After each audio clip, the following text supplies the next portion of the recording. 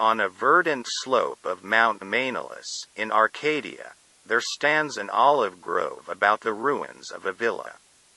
Close by is a tomb, once beautiful with the sublimest sculptures, but now fallen into as great decay as the house. At one end of that tomb, its curious roots displacing the time-stained blocks of Panhellenic marble, grows an unnaturally large olive tree of oddly repellent shape, so like to some grotesque man, or death-distorted body of a man, that the country folk fear to pass it at night when the moon shines faintly through the crooked boughs. Mount Mainolus is a chosen haunt of dreaded Pan, whose queer companions are many, and simple swains believe that the tree must have some hideous kinship to these weird Panishi.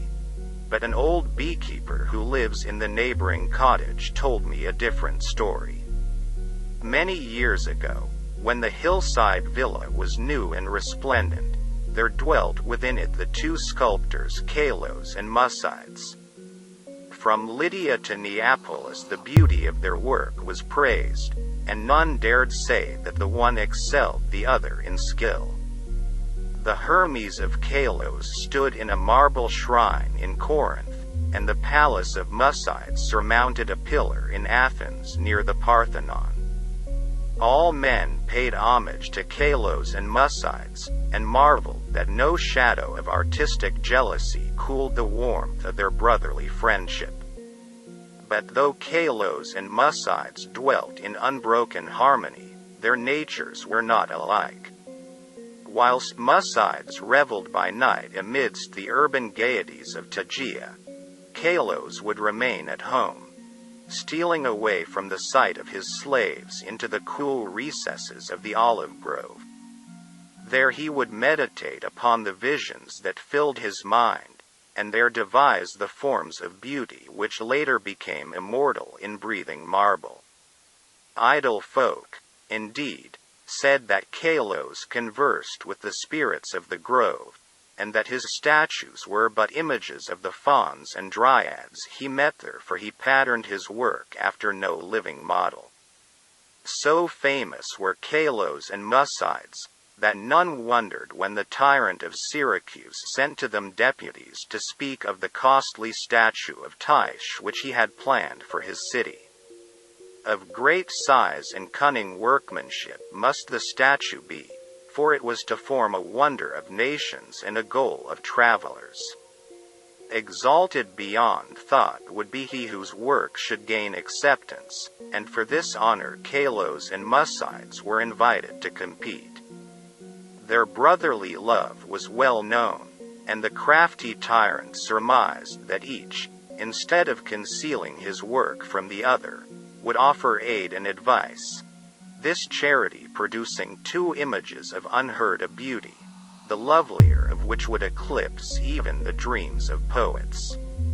With joy the sculptors hailed the tyrant's offer, so that in the days that followed their slaves heard the ceaseless blows of chisels. Not from each other did Kalos and Musides conceal their work, but the sight was for them alone. Saving theirs, no eyes beheld the two divine figures released by skillful blows from the rough blocks that had imprisoned them since the world began. At night, as of yore, Musides sought the banquet halls of Tegea whilst Kalos wandered alone in the olive grove. But as time passed, men observed a want of gaiety in the once sparkling Musides. It was strange, they said amongst themselves, that depression should thus seize one with so great a chance to win art's loftiest reward.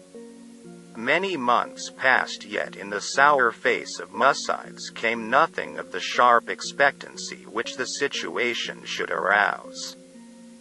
Then one day Musides spoke of the illness of Kalos, after which none marveled again at his sadness, since the sculptor's attachment was known to be deep and sacred. Subsequently many went to visit Kalos, and indeed noticed the pallor of his face. but there was about him a happy serenity which made his glance more magical than the glance of Muscides, who was clearly distracted with anxiety and who pushed aside all the slaves in his eagerness to feed and wait upon his friend with his own hands. Hidden behind heavy curtains stood the two unfinished figures of Tyche, little touched of late by the sick man and his faithful attendant. As Kalos grew inexplicably weaker and weaker despite the ministrations of puzzled physicians and of his assiduous friend, he desired to be carried often to the grove which he so loved. There he would ask to be left alone, as if wishing to speak with unseen things. Muscides ever granted his requests, though his eyes filled with visible tears at the thought that Kalos should care more for the fauns and the dryads than for him. At last the end drew near, and Kalos discoursed of things beyond this life. Muscides, weeping, promised him a sepulchre more lovely than the tomb of Mausolus, but Kalos bade him speak no more of marble glories. Only one wish now haunted the mind of the dying man: that twigs from certain olive trees in the grove be buried by his resting place close to his head. And one night, sitting alone in the darkness of the olive grove, Kalos died. Beautiful beyond words was the marble sepulchre which stricken Muscides carved for his beloved friend. None but Kalos himself could have fashioned such bas-reliefs, wherein were displayed all the splendors of Elysium. Nor did Muscides fail to bury close to Kalos' head the olive twigs from the grove.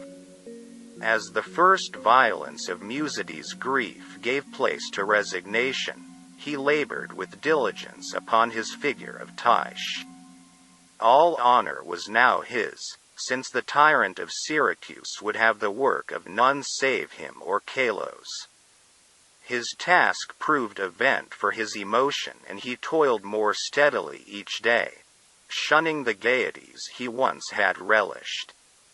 Meanwhile his evenings were spent beside the tomb of his friend, where a young olive tree had sprung up near the sleeper's head.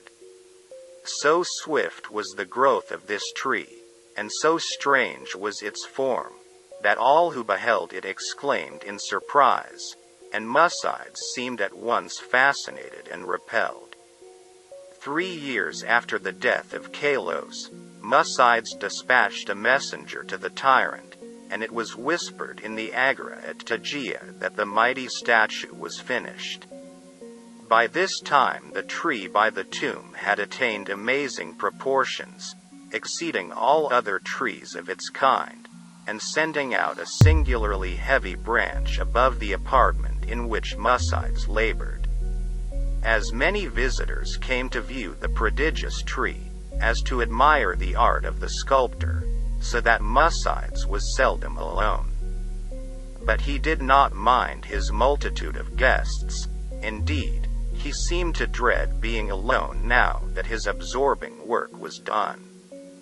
The bleak mountain wind, sighing through the olive grove and the tomb tree, had an uncanny way of forming vaguely articulate sounds. The sky was dark on the evening that the tyrant's emissaries came to Tegea. It was definitely known that they had come to bear away the great image of Tyche and bring eternal honor to Muscides, so their reception by the proxenoi was of great warmth. As the night wore on, a violent storm of wind broke over the crest of Mainolus, and the men from far Syracuse were glad that they rested snugly in the town. They talked of their illustrious tyrant, and of the splendor of his capital, and exulted in the glory of the statue which Muscides had wrought for him. And then the men of Tegea spoke of the goodness of Muscides, and of his heavy grief for his friend, and how not even the coming laurels of art could console him in the absence of Kalos, who might have worn those laurels instead. Of the tree which grew by the tomb, near the head of Kalos, they also spoke. The wind shrieked more horribly, and both the Syracusans and the Arcadians prayed to Aeolus. In the sunshine of the morning the proxenoi led the tyrant's messengers up the slope to the abode of the sculptor, but the night wind had done strange things. Slaves' cries ascended from a scene of desolation, and no more amidst the olive grove rose the gleaming colonnades of that vast hall wherein Musides had dreamed and toiled. Lone and shaken mourned the humble courts and the lower walls, for upon the sumptuous greater peristyle had fallen squarely the heavy overhanging bough of the strange new tree, reducing the stately poem in marble with odd completeness to a mound of unsightly ruins.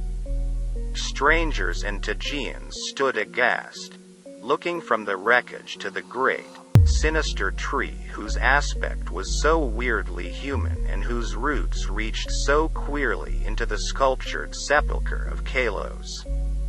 And their fear and dismay increased when they searched the fallen apartment, for of the gentle Musides, and of the marvelously fashioned image of Tyche, no trace could be discovered. Amidst such stupendous ruin only chaos dwelt, and the representatives of two cities left disappointed. Syracusans that they had no statue to bear home, Tegeans that they had no artist to crown.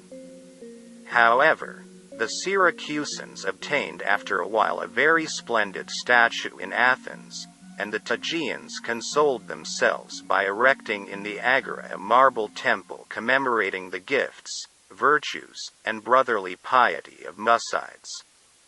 But the olive grove still stands, as does the tree growing out of the tomb of Kalos, and the old beekeeper told me that sometimes the boughs whisper to one another in the night wind, saying over and over again, "O Ida! O Ida! I know! I know!" Thanks for listening, folks. Please like, or dislike, share and subscribe. Also, don't forget to click the bell icon to receive notification when new videos are released. Leave a comment below if you have more to say, that just a like or dislike. While you are down there, leave a suggestion for what I should read in the future. Until next time, stay safe out there.